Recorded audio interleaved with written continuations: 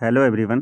तो आज हम एक बहुत ही महत्वपूर्ण पॉइंट को डिस्कस करने वाले हैं यहाँ पर, जो कि क्लास 10th और क्लास 12th दोनों क्लास के विद्यार्थियों के लिए एक महत्वपूर्ण पॉइंट होगा।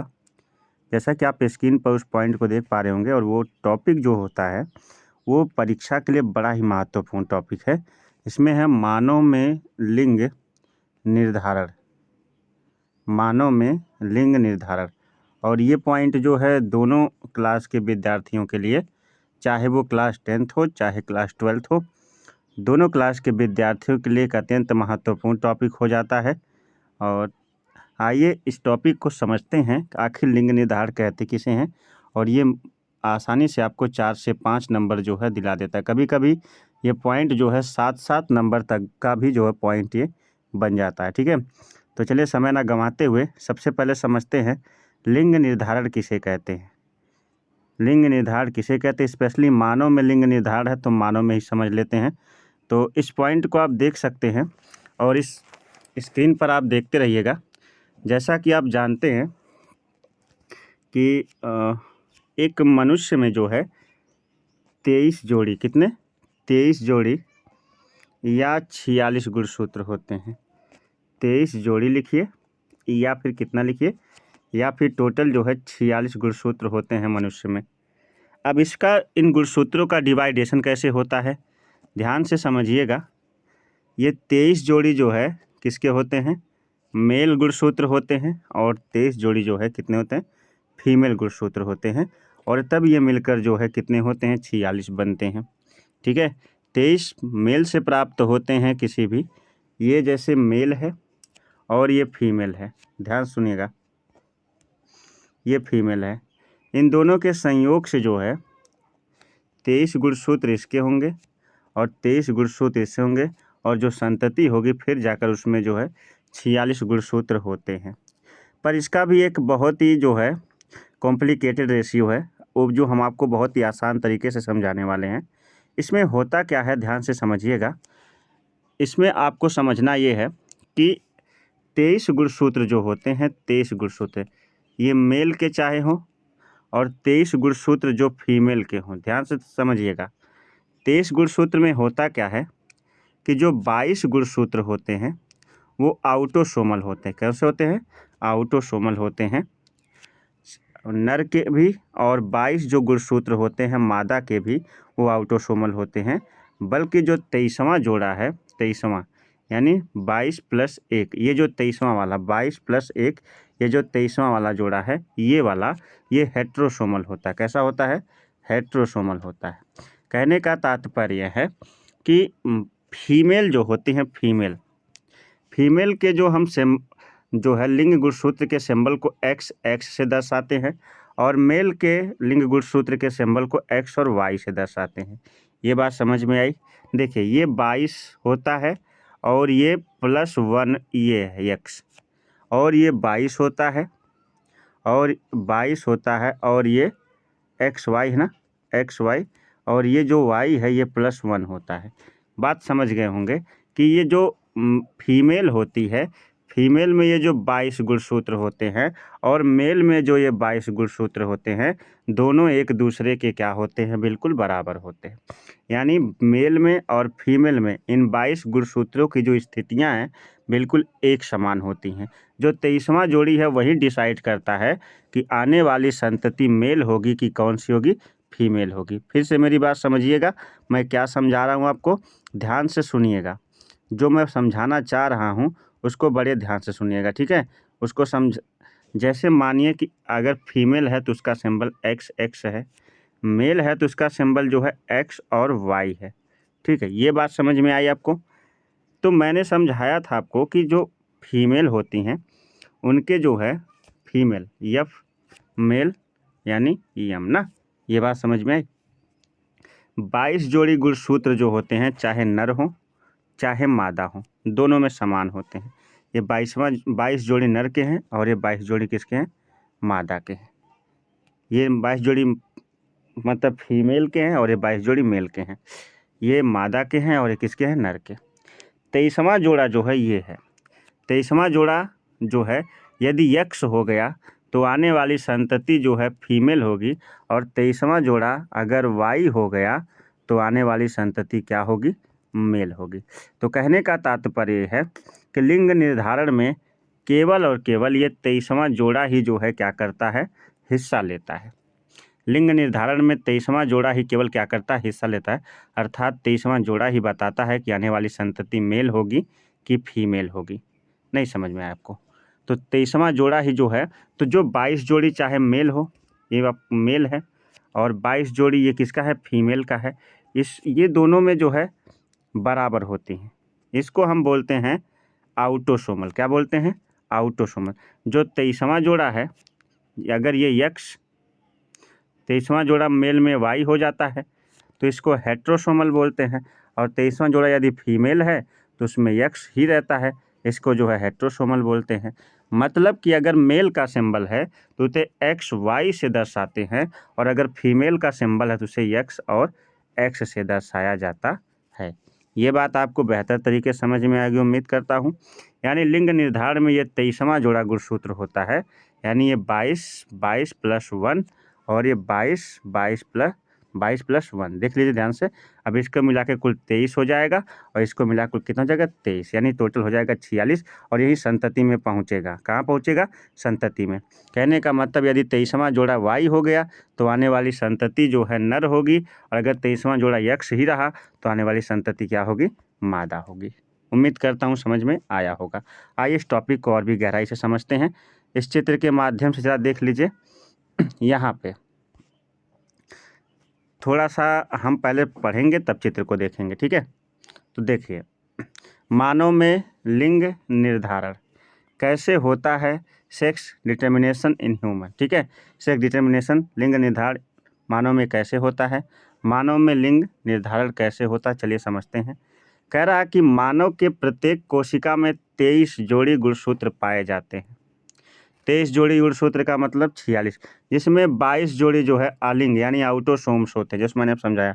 आउटोसोमल 22 जोड़ी नर मादा में समान होते हैं, जबकि अंतिम 23वां जोड़ा जो है लिंग गुणसूत्र यानी सेक्स क्रोमोसोम या हेट्रोसोम्स कहा जाता है, जो नर का अलग होता है और मादा का अलग।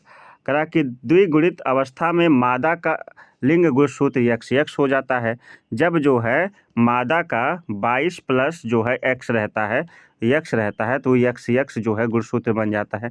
क्या बन जाता है, एक्स, ठीक है। और द्विगुणित अवस्था में जो नर का गुणसूत्र होता है वो एक्स और वाई हो जाता है। नर के इन्हीं गुणसूत्रों के द्वारा मानव में लिंग निर्धारण होता है। केवल और केवल ध्यान दीजिएगा, लिंग निर्धारण में केवल पुरुष की भूमिका होती है, मादा की नहीं, क्योंकि मादा के पास केवल और केवल एक्स ही होता है, वाई नहीं होता है, और नर के पास जो है एक्स वाई होता है। तो वाई जब तक, यानी अगर आने वाली संतति नर है तो ये केवल भूमिका नर की होती है, मादा की नहीं, क्योंकि मादा चाहकर भी वाई नहीं दे सकती। वाई कहाँ से मिलेगा, नर से ही मिलेगा। यही बात यहाँ कहना चाहता है। नर के इन्हीं गुणसूत्र के द्वारा मानव में लिंग निर्धारण होता है। यानी लिंग निर्धारण का जो श्रेय जाता है वो किसको जाता है, नर को जाता है, मादा को नहीं, ठीक है। आगे जो है आपसे जो बात करनी है वो ये है, कह रहा कि फलस्वरूप नर युग्मक शुक्राणु तथा मादा युग्मक अंडाणु। नर का जो युग्मक है वो शुक्राणु होता है, और मादा का युग्मक क्या होता है, अंडाणु होता है ना। गुणसूत्र अगुणित हो जाते हैं, जैसे इस प्रकार 22 प्लस यदि यक्स हो गया, 22 प्लस यक्स हो गया तो आने वाली संतति मादा हो जाएगी, और अगर 22 प्लस वाई हो गया, 22 प्लस वाई हो गया तो आने वाली संतति क्या होगी, नर होगी, ठीक है। गुणसूत्र में जबकि अंडाणु में 22 प्लस यक्स गुणसूत्र उपस्थित होते हैं, और जो है जब पिता का युग्मक मादा की युग्मक से निषेचित करते हैं तो उत्पन्न संतानों में 50% पुत्र होने की संभावना होती है, और 50% जो है पुत्री होने की संभावना होती है। क्योंकि समझिएगा, क्योंकि देखिएगा यहाँ पे स्क्रीन पर कि ये यक्स और ये यक्स है, मादा है, और एक्स और वाई है। ये जब भी देगा तो एक्स एक्स एक्स एक्स हो जाएगा, और ये जब भी देगा तो एक्स वाई हो जाएगा, और ये जब भी देगा तो एक्स एक्स हो जाएगा, और जब भी देगा तो एक्स और वाई। यानी इस तरह से देखिएगा, ध्यान से ज़रा ध्यान दीजिएगा, आप इस स्क्रीन पर ध्यान देते रहिएगा। देखिए होता क्या है कि ये मादा है, ठीक है, एक्स एक्स, और ये क्या है, एक्स और वाई नर है। इनका जब आपस में संकरण होता है तो ये एक्स और एक्स हो जाते हैं, और जब इसका आपस में संकरण होता है तो एक्स और वाई हो जाते हैं। फिर जब इनका आपस में संकरण होता है फिर ये एक्स एक्स हो जाते हैं, और जब फिर इनका संकरण होता है तो ये एक्स और वाई हो जाते हैं ना। तो कहने का मतलब एक्स, देखिए X X X Y X X X Y, 50% जो है यहाँ पर, ध्यान से समझिएगा, 50% जो है यहाँ पर, 50% कितने परसेंट, 50% जो है नर और 50% क्या आ जाते हैं, मादा आ जाते हैं। वह स्क्रीन थोड़ी सी दिक्कत में है, फिर भी कोई दिक्कत नहीं है, समझाने के लिए 50% नर आ जाते हैं और 50% मादा आ जाते हैं, ठीक है।